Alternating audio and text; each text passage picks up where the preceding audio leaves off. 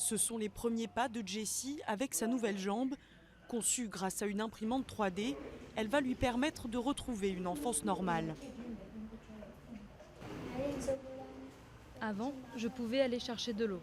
Mais depuis que j'ai perdu ma jambe, je ne peux plus. L'Ouganda compte environ 250 000 enfants amputés, la plupart à cause de maladies congénitales et d'incendies.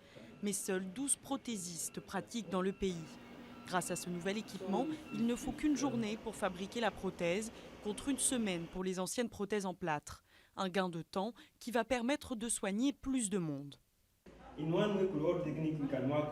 Avec l'ancienne technique, on pouvait faire 2 patients en une semaine, si on travaillait tous, si tous les autres techniciens étaient là.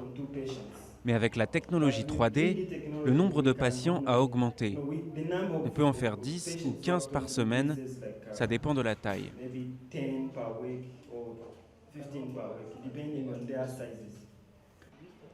Il suffit de scanner le membre pendant 40 secondes et de le modéliser sur un logiciel.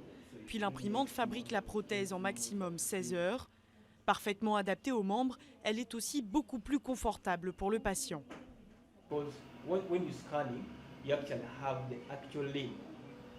Quand vous scannez, vous avez les vraies dimensions du membre. Avec l'ancienne méthode, le plâtre a tendance à gonfler. Tous les plâtres qu'on moule gonflent parce qu'on met de l'eau. Mais avec la 3D, vous avez la vraie forme du moignon.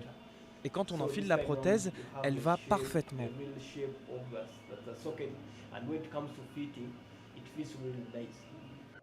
Plus rapide, plus précise, cette méthode est aussi relativement peu chère. Une prothèse coûte environ 3 € à fabriquer. Pour autant, cela ne suffira pas à appareiller tout le monde, faute de financement du gouvernement.